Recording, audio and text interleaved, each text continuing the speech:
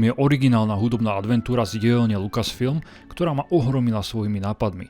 Je tu fantasy príbeh, v ktorom sú draci, melódie, ktoré menia štruktúru reality a hudba Piotra Iliča Čajkovského. Je to hra, v ktorej môžete drakovi pomocou hudby premeniť v jeho brlohu zlato na slamu, následne ju podpáliť a to všetko za sprievodu Labutieho jazera. Dnes si povieme o hlavnej osobe, ktorá viedla vývoj tejto hry, rozoberieme si jednotlivé verzie, stručne vás uvediem do tohto tajúplného sveta a budem sa snažiť vyvarovať spoilerom.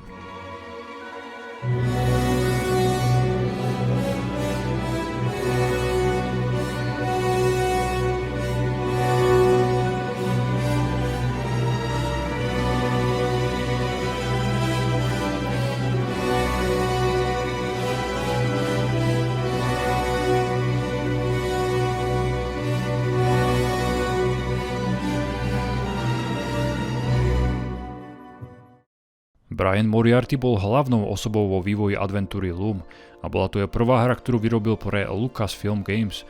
To bol rok 1988 až 90. Vráťme sa ešte do minulosti. Predtým pracoval v softwarovej firme Infocom, kde vyrábal textové adventúry.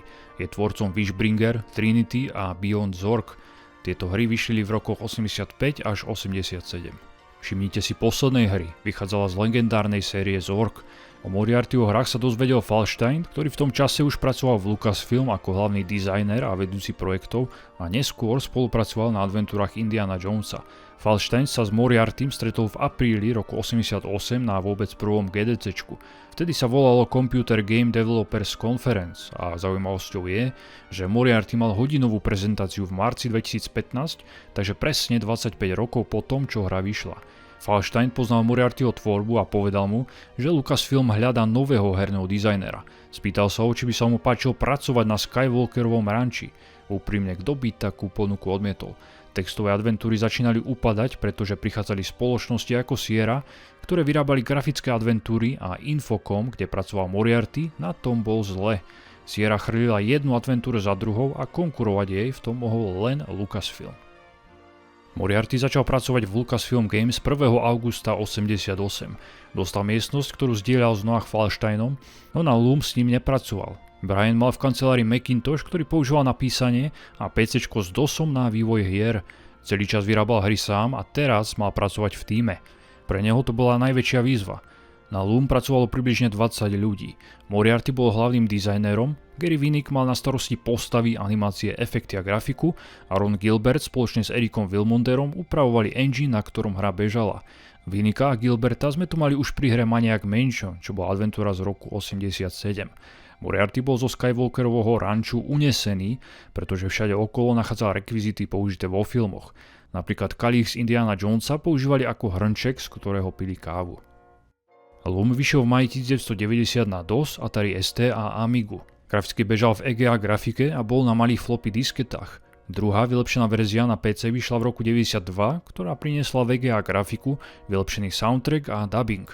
Tu som hral aj ja, pretože sa nachádza na GOGu, aj keď je v komunite považovaná za vôbec najhoršiu, pretože autori museli skrátiť dialógy kvôli dubbingu, ktorý sa na CD nezmestil. A za skrátením dialogov vraj stojí Orson Scott Card, spisovateľ enterovej hry, ktorého nájdete aj v titulkoch. Preto je ako najlepšia verzia považovaná na japonský FM Towns, ktorá vyšla v roku 1991 a síce neobsahovala dubbing, mala vylepšenú grafiku a plnohodnotný soundtrack, ktorý hral počas celej hry. V GOG verzii nehrá celý čas, takže je dlho ticho, keď sa presúvate po obrazovkách.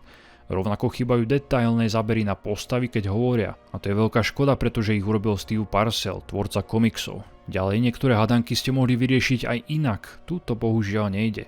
A chýbajú krvavé scény, tie boli tiež vystrihnuté, takže teraz vôbec netušíte, prečo postavy ležia na zemi a či im niečo je. No našťastie tam niektoré scény ostali, pri konci je jedna riadna. Sám Moriarty napísal, že ak si chcete zahrať hru v stave, v akom bola plánovaná, zahrajte si pôvodnú EGA verziu z roku 1990. Po vydaní bola hra u kritiku úspešná a aj v predajoch sa jej viedlo dobre. Už na začiatku sa predalo 500 000 kópií, no podľa Lucasfilm sa jej nepredalo toľko, aby si zaslúžila pokračovanie. Ľudia vychvaľovali grafickú stránku, ktorú mal na starosti Mark Ferrari. Takisto vytvoril prednú obálku. Orson Scott Card hru vychvaľoval v magazíne Compute. Napísal, že sa Loom môže v rámci prerozprávania príbehu postaviť rovnocenne k iným formám umenia, ako sú film, televízia alebo dráma. No dôležitá je priložená polhodinová audiokazeta, ktorá hráča uvedie do príbehu. Loom bol prezentovaný aj v adventúre The Secret of Monkey Island, v ktorej pirát v Skambare ospevuje, aký to je masterpiece. Táto postava sa objaví aj v Loome takmer na konci. Povíte mi něco o tom Loomu? Myslíš tu nejnovější dechberoucí fantastickou lukasáckou hru od Briana Moriartyho? Je to skvělý příběh plný dobrodružství s nádherným ovládáním. Úžasné, vysoké rozlišení, 3D pozadí, propracovaný hudební doprovod a zvukové efekty.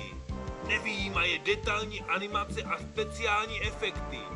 Elegantní point and click ovládání postav, objektů a kouzel. Tak to zkus. Jdi a kup si Loom již dnes. Ježiš, to je tak okatý prodejní trik. Promiň, vím, že jsem se nechal trochu unést.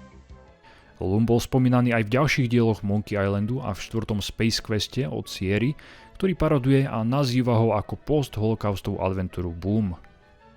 Loom v preklade znamená tkačský stav alebo tkačské krosna, čo je mechanický stroj, vďaka ktorému sa vyrábali tkaniny.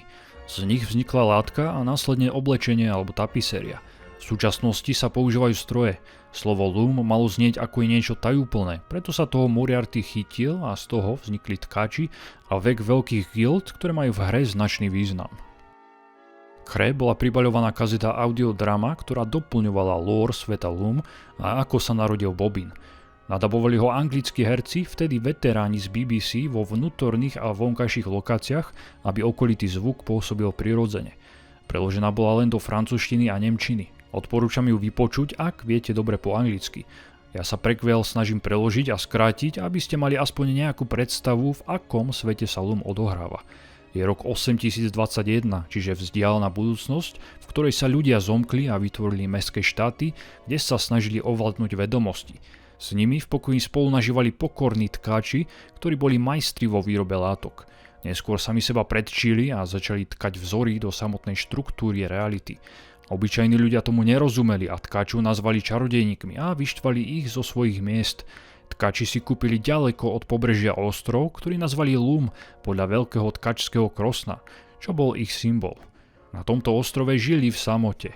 Po čase prišla Lady Signa prosiť radu starších, aby použili svoju silu a ukončili trápenie tkačov, pretože ich bolo čoraz menej a vymierali.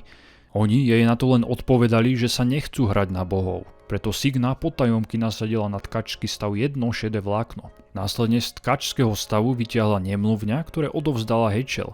Tá ho vychovávala, starala sa o neho a dala mu meno Bobbin. Je to hlavný hrdina, za ktorou budete hrať, aj člen v klane tkačov, ktorí majú zachrániť svet pred tieňom. Starší na to prišli a Signu premenili na labuť a vyhostili ju zo vzoru.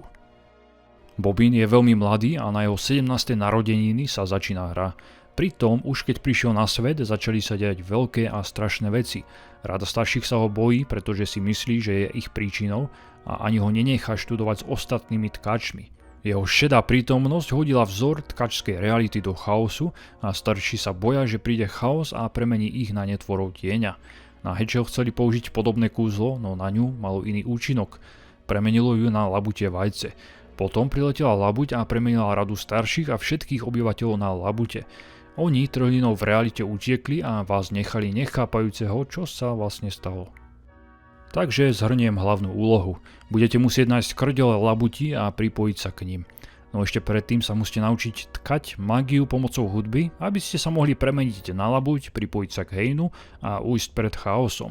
To je v skratke hlavná zápletka. V Lucasfilm viedli filozofiu, že v ich hrách postava nesmie zomrieť, alebo sa hráč nesmie dostať do slepej uličky. Preto aj v Loom sa toho chceli vyvarovať a v hre nemôžete zomrieť a nemusíte si ani načítať starý save. V adventúrach od Sierry ste mohli zomrieť nespočetnými spôsobmi. Moriarty ďalej nechcel, aby v Loom boli hráči frustrovaní zo zbierania tony predmetov a následného kombinovania so všetkým.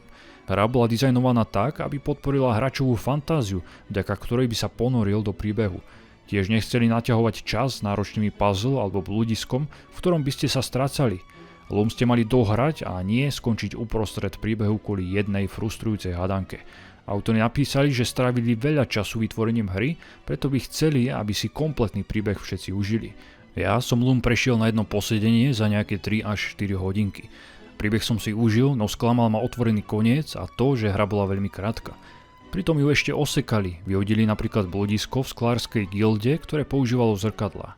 Začiatok hry je ťažký, pretože neviete, ako hra funguje, čo vám dovolí a čo máte robiť. Pripomenul mi Monkey Island, pretože aj tam ste sa zobudili na útese a museli ste zostúpiť do dediny. Prvá polovica hry mi prišla najťažšia.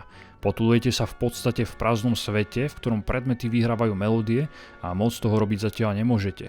Potom si vypočujete radu starších, ktorí sa premenia na labute a odletia. Ak si nevypočujete polhodinový prolog, tak vôbec nič nepochopíte.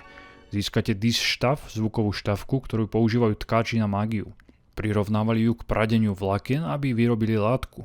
Vďaka štavke priadnú mágiu zvukom a menia tak realitu. No musia aj dobre intonovať, inak sa tóny neaktivujú. Vy ako hráč budete disponovať takouto palicou s rozsahom jednej oktávy, čiže 8 tónov. Spočiatku disponujete len 3 tónmi a postupom hry si budete ďalšie odomykať. Aká by to bola pecka, keby hráči museli sami intonovať cez mikrofón a keby zaspievali zlé tóny, mágia by sa neaktivovala. To už by bolo asi moc, no mohli by to dať do samostatnej hardcore obťažnosti. Najdôležitejšia rada na začiatok, zoberte si pero a papier. Budete ich potrebovať pri zapisovaní krátkych 4-tónových melódií. Celkovo ich je 13, no pohodlnejšie si je ich zapísať, pretože ich budete niekedy musieť zahrať aj opačne, aby sa dosiahol opačný efekt. Ku hre bol pribaľovaný zápisník, kde by ste si kúzla mohli zapisovať. Niektoré predmety vám prehrajú tóny a hra vám nepriamo poradí, čo by to mohlo byť za kúzlo. Na začiatku nájdete vajce, ktoré sa chce otvoriť, preto prehrá melódiu otvorenia. Pri mojom prechode to bolo ECED, no u každého hráča je poradie tónov náhodné, preto sa nedajú tak ľahko naučiť. Opačným zahraním DECE by ste dostali efekt zatvorenia. Otváracím kúzlom si môžete otvoriť každé zamknuté alebo zatvorené dvere, čo sa hodí. Neskôr si budete môcť vyčarovať svetlo, zvýšiť alebo znížiť hladinu vody, ukryť sa pred zrakom ľudí, vyvolať ilúzie a tak ďalej. Nechcem vám spoilerovať všetky kúzla, pretože ich nie je veľa a hra je od polovičky veľmi jednoduchá, keď sa ich naučíte používať. V Loom si môžete vybrať z 3 obťažností. Na najľahšej sa vám vypíše celá melódia za sebou, na strednej sa zahrajú a ukážu tóny a na najťažšej si ich musíte sami určiť sluchom a ani na štavke neuvidíte jednotlivé noty. Zaujímavosťou na Loom je, že nemáte inventár a nezbierate žiadne predmety. Odpadá tak ich kombinovanie a hľadanie. No mágia v Loom mala pôvodne fungovať inak. Moriarty vnímal spojenie hráča a postavy v adventúrach ako abstraktné. Preto chcel, aby v Loom hráč a Bobbin vytvárali mágiu spoločne. Mali ste kresliť dopredu naučené gestá pomocou myšky, aby ste vyvolali mágiu. No malo to ten háčik, že drtivá väčšina PC hráčov používajúcich DOS nemala myš. Mali len klávesnicu a na nej by sa gesta robiť nedali. Preto použili takýto systém. Grafika je krásna. Niekomu sa VGA nepáčilo, pretože niektoré scény dostali úplne odlišnú náladu, ako boli prezentované v EGA, no ja som Loom hral prvýkrát vo VGA a grafika mi učarovala. A keď začal hrať Čajkovského Labute jazero, hra dostala nový rozmer a rozvírala vo mne emócie. V originálnej EGA verzii museli autori pracovať s rozlíšením 320x200 a 16 farbách. Pozadiami sa nechali inšpirovať zo šípkovej ruženky, animáku od Disney z roku 1959. Dokonca sa nechali inšpirovať z lobou a urobili podľa nej hlavného záporáka Loomu. Loom výborne pracuje s vnímaním reality. Stačí si všimnúť stany v dedine tkáčov, aké sú malé. Keď do nich vstúpite, zrazu ste v ohromnom priestore obrieho chrámu. V Loom hral Labutie jazero od Čajkovského. To bol obľúbený balet Moriartyho, preto chcel dať svoju obľúbenú hudbu do nejakej hry. Transkripciu mal na starosti George Sanger, ktorého prezývali ako tučný muž, pritom bol chudý ako patik. Labutie jazero, ktoré nahral Bostonský symfonický orchester, prerobil do MIDI súboru. Najťažšie bolo prerobiť ho do PC speakera, pretože ten bol zvukovo obmedzený. Celý soundtrack má dĺžku takmer 50 minút a je nesmierna škoda, že v novej VGA verzii je taký osekaný a počujete z neho len malú časť. Dnes by bolo epické, keby počas hry znela hudba nahraná symfonickým orchestrom a pri plnej sile by buracala. Sanger inak pracoval na hrách od roku 1983 a dodnes je aktívny. V 90. rokoch vytvoril hudbu napríklad pre Sám doma, Ultimo Underworld, Wing Commander, 3. Might and Magic či SimCity 2000. Loom by si zaslúžilo pokračovanie, ktoré by uzatvorilo príbeh, pretože koniec je otvorený. Pôvodne nemali vzniknúť ďalšie diely, no keď dokončili hru a bola úspešná, diskutovali o možnosti, že by vytvorili ešte ďalšie dve pokračovania. Druhý a tretí diel sa mal volať Forge a The Fold, v ktorom by ste hrali za Bobinových priateľov Rustyho a Fleece. No len o tom diskutovali a nikdy sa nápady nezrealizovali, pretože sa zamerali na iné hry, ktoré ich viac zaujímali. Fanúškovia začali pracovať na druhom diele Forge, no nikdy ho nedokončili. Posledná správa od autorov je z februára 2015, no môžete si stiahnuť aspoň prvú dokončenú kapitolu. Moriarty by pokračovanie zveril jednému z troch štúdií. Prvým by bol Telltale Games, ktoré všetci dobre poznáme, potom Double Fine, tí dnes vytvárajú druhý diel Psychonauts a nakoniec Wadjet Eye, ich najnovšia adventúra sa volá Unavowed. Loom odporúčam aj dnes. Na to, že je to 31 rokov stará adventúra, sa hrá veľmi dobre.